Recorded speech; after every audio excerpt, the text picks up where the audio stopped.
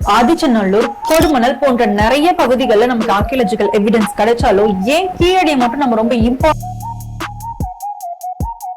400 ஆண்டுகளுக்கு ஒரு முறை வந்து அந்த பனை ஓலையை நம்ம பதிப்பிச்சுக்கிட்டே வர வேண்டியதா இருந்திருக்கும். அதனால இது எந்த வருஷத்துல நகர நாகரீகத்தை பத்தி நம்மளுடைய சங்க இலக்கியங்கள்ல சொல்லப்பட்டதை போல அதே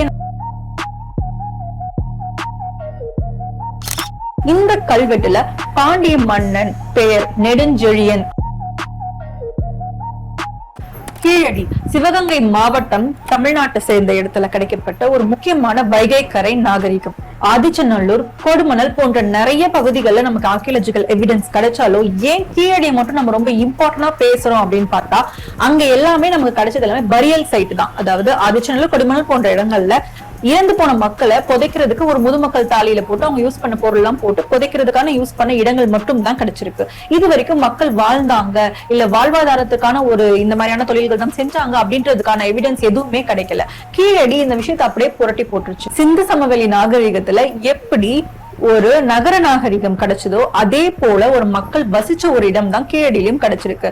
பிரிக்ஸ் வச்சு கட்டுமானம் செஞ்சு ப்ராப்பரான டிரைனேஜ் சிஸ்டம் வச்சு கீழடியில நமக்கு பக்காவா டிரைனேஜ் சிஸ்டம் இப்போ வரைக்குமே வந்து நமக்கு டிரைனேஜ் சிஸ்டம்ல நிறைய ப்ராப்ளம்ஸ் வருது. ஒரு ப்ராப்பரான ஒரு சேனலைஸ் பண்ணி ஒரு டிரைனேஜ் சிஸ்டம் இல்ல. ஆனா கிட்டத்தட்ட 2600 ஆண்டுகளுக்கு முன்னாடியே நம்ம தமிழர்கள் வந்து ப்ராப்பரா ஒரு டிரைனேஜ் சிஸ்டம் வந்து பயன்படுத்திட்டு வந்திருக்காங்க. எழுத்தறிவு வந்து இப்போதான் கிட்டத்தட்ட 2026 வருஷம் தான் பார்த்தா கிட்டத்தட்ட ஒரு அளவுக்கான எல்லா மக்களுக்குமே வந்து ஒரு எழுத படிக்க தெரிஞ்ச அறிவு இருந்திருக்கு. ஆனா கீழடியில கிடைக்கப்பட்ட பானை ஓடுகள் இருக்கு இல்லையா, அதுல மக்கள் அவங்களுடைய பேரை எழுதி பயன்படுத்தி வந்திருக்காங்க. அப்போ சாதா மக்களுக்குமே வந்து எழுத்தறிவு இருந்திருக்கு அப்படின்றது இதன் மூலமா தெரிவிக்கப்படுது. இதுல இன்னொரு முக்கியமான விஷயம் நம்ம பார்க்க போனோம்னா, கிராஃபிட்டி அப்படின்னு சொல்லுவாங்க. அதாவது எழுத்தை தாண்டி, தமிழ் எழுத்தை தாண்டி சில குறியீடுகளும் இருந்திருக்கு. ஏணி போல குறியீடு, தராசு போன்ற குறியீடு, இது மாதிரியான சில குறியீடுகளுமே அங்க கிடைச்சிருக்கு. இந்த குறியீடு அப்படியே எடுத்து பார்த்தோம்னா சிந்து சமவெளியிலயும் வந்து இதே குறியீடு கிடைச்சிருக்கு. சோ இந்த குறியீடை கம்பேர் பண்ணி பார்க்கும்போது அப்ப மக்கள் எல்லாமே சில குறியீடை பயன்படுத்தி வந்திருக்காங்க. இதை எப்படி கண்டுபிடிப்பாங்கன்னா, அகழாராய்ச்சி செய்யும் பொழுது லேயர் லேயரா பண்ணுவாங்க.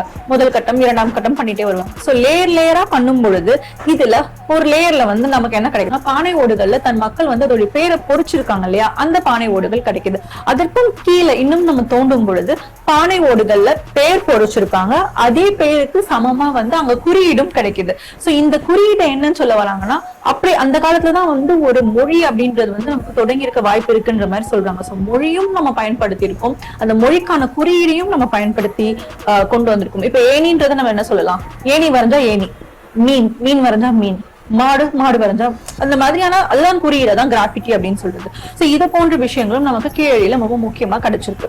இங்க எங்கேயுமே நமக்கு வந்து ஒரு மிலிட்டரி இருந்திருக்கு, அதுக்கான ஒரு பொருள் இங்க சேகரிச்சு வச்சிருக்காங்க, இங்க போர் பண்ணிருக்காங்க அப்படின்னு இல்லாம ரொம்பவே பீஸ்ஃபுல்லான லைஃப், மக்கள் நல்லா ஜாலியா வாழ்ந்திருக்காங்க. அந்த பீஸ்ஃபுல்லான லைஃப்ல அவங்க நிறைய ட்ரேட் பண்ணிருக்காங்க, ரோமானியர்களோட ட்ரேட் பண்ணிருக்காங்க. அதற்கான சில பானை ஓடுகளும் இங்க கிடைச்சிருக்கு. நம்ம வந்து கப்பல் மூலமா போய் ட்ரேட் பண்ணிருக்கோம். சங்க இலக்கியங்கள் எடுத்துக்கலாம். சங்க இலக்கியங்கள் எல்லாமே வந்து நம்ம கிமு, கிபி இந்த மாதிரியான ஆண்டுகள் 300 இந்த ஆண்டுகள்ல தான் வந்து அந்த வாழ்ந்த மக்களுடைய வாழ்வியலை வந்து எழுதியிருக்காங்க அப்படின்றத ஒத்துக்க மாட்டாங்க. ஏன் அப்படின்னா, அப்போ எல்லாமே வந்து பனை ஓலையில தான் எழுதியிருப்பாங்க. ஒரு பனை ஓலையை நம்ம எடுத்துக்கிட்டோம் அப்படின்னா, அந்த பனை ஓலைக்கு வயசு 400 ஆண்டு தான். 400 ஆண்டுகளுக்கு ஒரு முறை வந்து அந்த பனை ஓலையை நம்ம பதிப்பிச்சுக்கிட்டே வர வேண்டியதா இருந்திருக்கும். அதனால இது எந்த வருஷத்துல எழுதுனாங்க, ஏன்னா கல்வெட்டுன்றது வந்து ஆணித்தனமா இருக்கும், அதே ஓலைச்சுவடின்றது வந்து அழிஞ்சி வரக்கூடியது, மகக்கூடியது. அதனால அதோடைய ஆண்டி வயசு வந்து 400 ஆண்டுன்றனால அது வந்து மக்கள் கேரி ஃபார்வர்ட் பண்ணும்போது இது எந்த ஆண்டை சேர்ந்தது அப்படின்றது வந்து நம்ம ப்ரூவ் பண்ண முடியாது.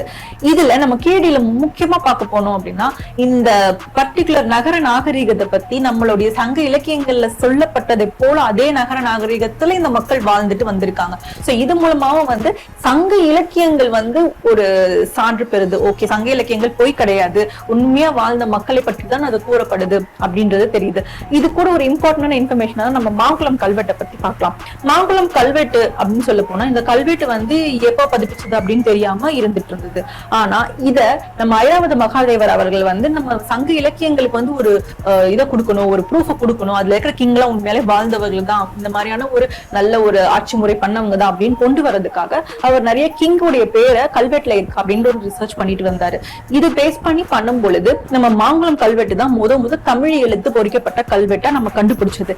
இந்த கல்வெட்டுல பாண்டிய மன்னன் பெயர் நெடுஞ்செழியன் அப்படின்றது வந்து மென்ஷன் பண்ணியிருக்குது. இந்த கல்வெட்டை பார்த்த உடனே கிட்டத்தட்ட அந்த நெடுஞ்செழியன் அப்படின்றவர் வந்து கிமு 200 ஆண்டுகள் வாழ்ந்த ஒரு அரசனாக போற்றப்படுபவர். சோ இவருடைய பேர் வந்து அந்த கல்வெட்டுல இருக்கிறதுனால அப்போ இது மூலமா தமிழி, நம்மளுடைய சங்க இலக்கியம், நம்மளுடைய சங்கம் ஏஜ், இது எல்லாமே நமக்கு வந்து இப்போ வரைக்குமே வந்து கிமு 600 வரைக்கும் நம்ம கொண்டு போகிறதுக்கான ஒரு வாய்ப்புகள், சாத்தியக்கூறுகள் எல்லாமே கிடைச்சிருக்கு. இன்னும் வந்து நிறைய வந்து ரிசர்ச் நடந்துட்டு வருது. இப்போ இவங்களுடைய ரிசர்ச் பார்த்து அப்படியே வந்து நதிக்கரையோரம் மாற்றிடாங்க. சோ நதிக்கரையோரம் நாகரிகம் இருக்கிறதுனால நதிக்கரையை பேஸ் பண்ணியே வந்து இப்போ ஆர்கியாலஜிக்கல் ரிசர்ச்சஸ் எல்லாமே நடந்துட்டு வருது. இதற்காக கவர்மெண்ட்ஸும் ஃபண்ட் பண்ணிட்டு இருக்காங்க.